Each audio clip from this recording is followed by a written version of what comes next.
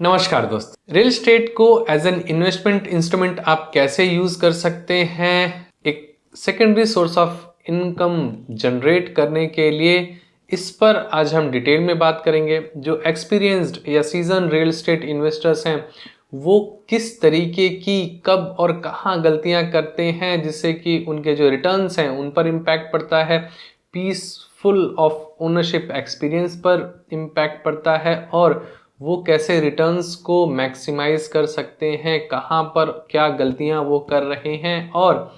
Real estate investment से related myths क्या हैं, इस पर डिटेल में बात करेंगे। इन्वेस्टमेंट वो अच्छी होती है जिसे आपके अटेंशन और बहुत सारे एक्शंस की ज़रूरत ना पड़े। रियल एस्टेट इन चीज़ों पर खरा उतरता है क्योंकि आपको एक अच्छे कैपिटल एप्रिसिएशन के साथ साथ एक रेंटल इनकम भी देता है। Same goes with S I Ps as well, but S I P को जिस तरीके से मार्केट किया जाता है कि आप 10,000 15,000 रुपए की एस आई पी करें 15 या 20 साल के लिए, तो एट द एंड आपके पास 1 CR प्लस का एक पोर्टफोलियो होगा और आप करोड़पति बन जाएंगे। तो इन सारी चीज़ों में बिलीव नहीं करता, बट मैं कहता हूं कि यस, आप इनिशियल जो भी कैपिटल किसी भी फाइनेंशियल इंस्ट्रूमेंट का यूज करके including S I P, mutual funds and all दो स्टफ्स बना सकते हैं, और फिर रियल एस्टेट में आपको जल्दी से जल्दी एंट्री लेनी चाहिए क्योंकि यहाँ पर आपको लॉन्ग टर्म कैपिटल एप्रिसिएशन के साथ साथ रेंटल यील्ड भी मिलती है, राइट। तो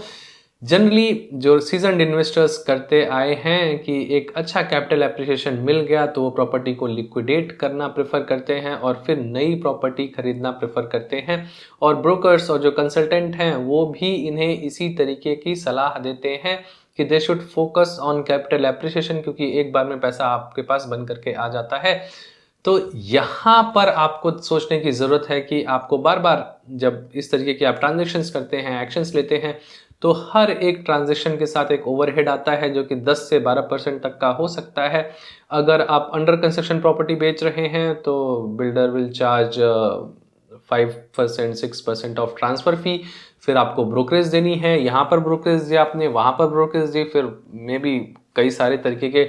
ड्यूज भी आ जाते हैं, और आगे आने वाले टाइम में ईडीसी का आईडीसी का रेट भी गवर्नमेंट ने बढ़ाया हुआ है, तो owning a property will be more costlier, right. तो क्या आपको बेचना चाहिए क्योंकि इसके साथ एक ओवरहेड भी है। अगर आपने एक अच्छी प्रॉपर्टी ले ली है तो उसका रेट भी बढ़ना ही है और वो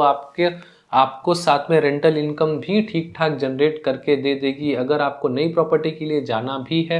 तो जो भी एग्जिस्टिंग प्रॉपर्टी की लाइबिलिटीज़ हैं उन्हें आपको क्लियर करना चाहिए, फिर नई प्रॉपर्टी लेना चाहिए, इंतज़ार करना चाहिए कि आपको इतना एक कैपिटल इकट्ठा हो जाए, चाहे पहली प्रॉपर्टी के रेंटल इनकम से या अपनी अर्निंग्स पर फोकस करके एक नई प्रॉपर्टी खरीदनी चाहिए। जनरली जो हमें देखा गया है कि नई प्रॉपर्टी खरीदने के लिए लोग पुरानी प्रॉपर्टी को बेचना प्रेफर करते हैं, और सबसे बड़ी गलती तो ये है कि जो सबसे well deserving well performing property होती है उसको बेचना चाहते हैं, जो कि एक बहुत बड़ा ब्लंडर है। अगर कभी बेचने की ज़रूरत भी पड़े, मैंने ऑलरेडी बताया हुआ है कि किस तरीके की प्रॉपर्टी आपको बेचना चाहिए,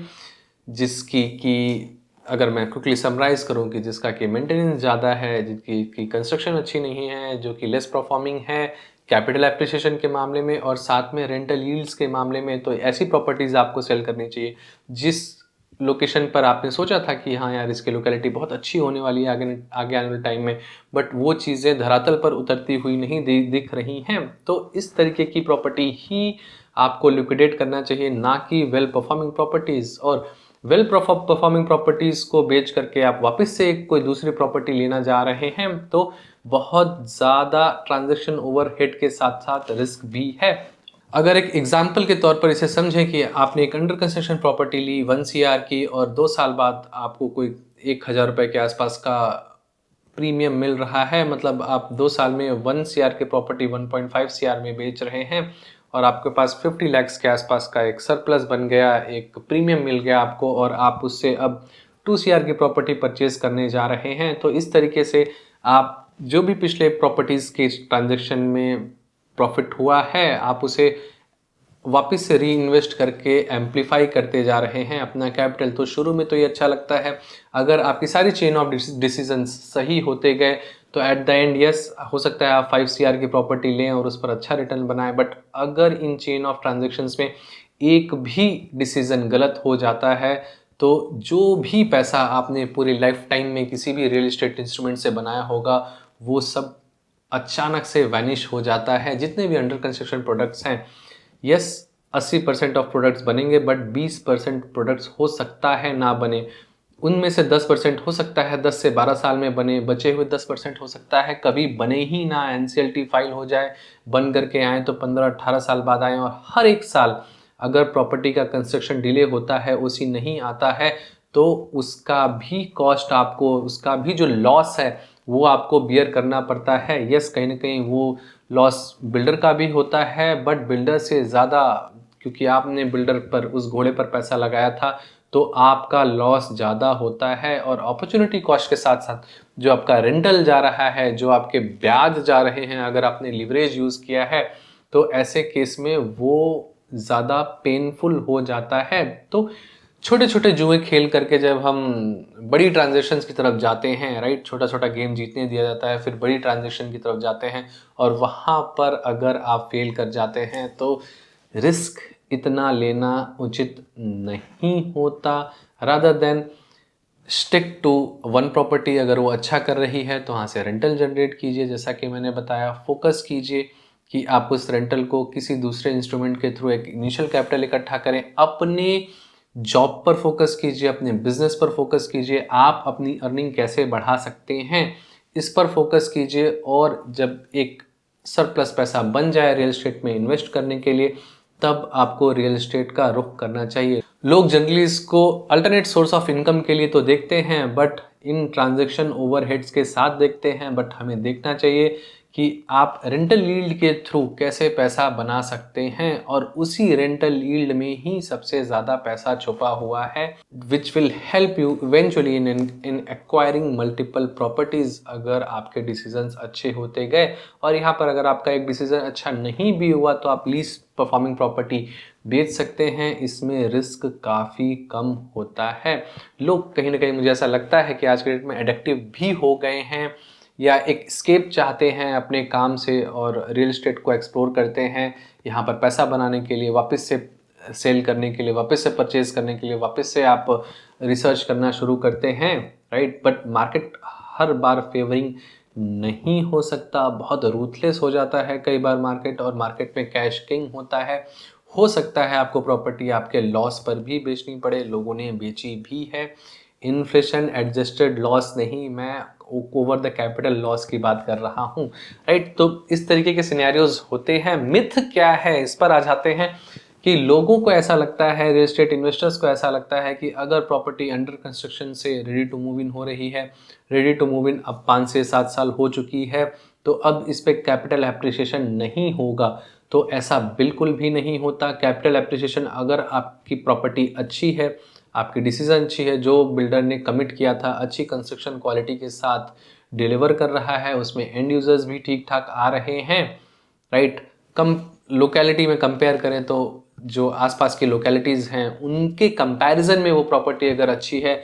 तो फॉर श्योर वो प्रॉपर्टी बेहतर करेगी, और अंडर कंस्ट्रक्शन के जो रिटर्न्स हैं उनको भी बीट कर सकती है अगर आप रेंटल यील्ड को भी कंसीडर कर लें तो ज़रूरी नहीं है कि आप हर बार कैपिटल एप्रिसिएशन के लिए प्रॉपर्टी को लिक्विडेट करने का डिसीजन लें। आप थम सकते हैं, अपने पर फोकस कर सकते हैं, अपनी अर्निंग्स बढ़ा सकते हैं। ब्रोकर्स का तो क्या है, यस ब्रोकर्स तो चाहते भी हैं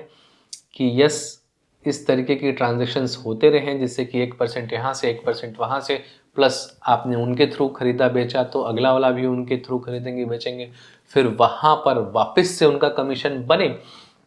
और जो प्रॉपर्टी का हेड टर्नओवर है यहाँ पर अगर बात की जाए एनसीआर में, तो वो काफ़ी ज़्यादा है। 2 बार प्रॉपर्टीज़ बिक जाती हैं फ्रेश लॉन्च से अंडर पोजीशन तक आते आते। बट अगर हम इसको मिनिमाइज़ कर सकें, यस मतलब हम एक्शंस कम लेंगे उस पर, तो मार्केट भी मैच्योर होता है, रिटर्न्स भी मैच्योर होते हैं। और जैसा कि मैंने बताया, इन्वेस्टमेंट वही अच्छी होती है जो कि आपको एक पीसफुल एक्सपीरियंस दे, जिसमें आपके एक्शंस और इंटरवेंशंस की ज़्यादा ज़रूरत ना हो। तो फोकस आपका यस इसी पर होना चाहिए। इसी तरीके से प्रॉपर्टीज़ बनाई जाती हैं, इसी तरीके से वेल्थ जनरेट किया जाता है, ना कि कोई शॉर्ट टर्म गेन्स को एंजॉय करने के लिए। हो सकता है जो पिछला मार्केट है रियल एस्टेट का अच्छा रहा है, 3 से 4 साल तक अगर देखा जाए अच्छा रहा है, तो अच्छे रिटर्न्स दिए हैं। इनफैक्ट खराब प्रॉपर्टीज़ ने भी अच्छे रिटर्न्स दिए हैं, बट जो आगे वाला टाइम आने वाला है 1 से 1.5 साल के बाद, वहाँ पर आपको काफ़ी ध्यान देना होगा, क्योंकि हर एक प्रॉपर्टी आगे वाले टाइम में हो सकता है उस तरीके का रिटर्न ना दे। तो ड्यू डिलिजेंस के साथ अपने डिसीजंस ले, जो भी अच्छी होल्डिंग्स हैं उसको लिक्विडेट ना करें। मेरे साथ एक सज्जन का इंटरेक्शन हुआ जहाँ पर कि वो ये चाह रहे थे कि ये वाला ट्रम्प टावर मैं ऑलरेडी होल्ड करता हूँ, यहाँ पर एप्रिसिएशन वगैरह काफ़ी ज़्यादा आ चुका है, अब दूसरा ट्रम्प टावर आ रहा है, मुझे यहाँ पर बेच करके यहाँ पर लेना चाहिए, आगे वाले टाइम में ये भी एक अच्छा एप्रिसिएशन दे जाएगा। तो इस तरीके की चीज़ें ना करें। इस तरीके के कॉल्स मेरे पास काफ़ी सारे आते हैं। अगर आप real estate portfolio already hold करते हैं तो मैं जनरली, जो मेरा फॉर्मूला रहा है, जो लीस्ट परफॉर्मिंग एसेट है मैं उसी को लिक्विडेट करने की सलाह देता हूँ, ना कि इस तरीके की सलाह कि यस इसे बेच करके ये खरीद लीजिए, इसे बेच करके ये कर लीजिए, अनटिल अनलेस इसे आप एंड यूज के लिए देख रहे हो तो। और एंड यूज के लिए हमेशा ready to move in apartments में रिकमेंड करता आया हूँ। तो प्रॉपर्टीज़ लॉन्च होती रहेंगी, जैसे एलान का आ रहा है, एमआर का आ रहा है, सभी लॉन्च करते रहेंगे, कॉन्सेंट का आ रहा है।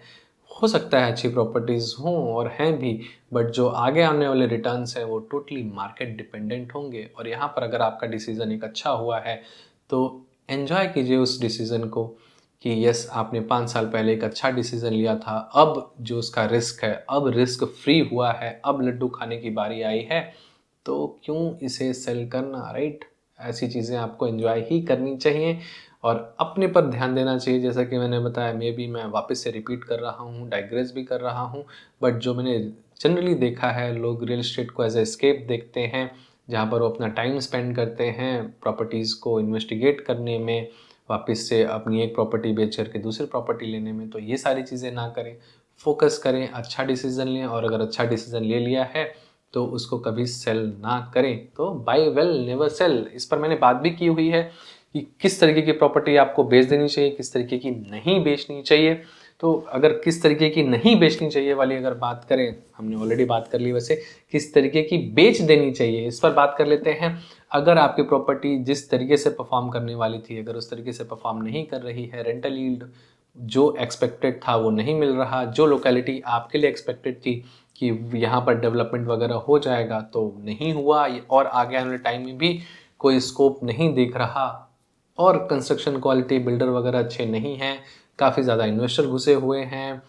सोसाइटी वेल मेंटेन नहीं है, इस तरीके की प्रॉपर्टी के लिए आप लिक्विडेट करने का डिसीज़न ले सकते हैं और अपना कैपिटल जोड़ करके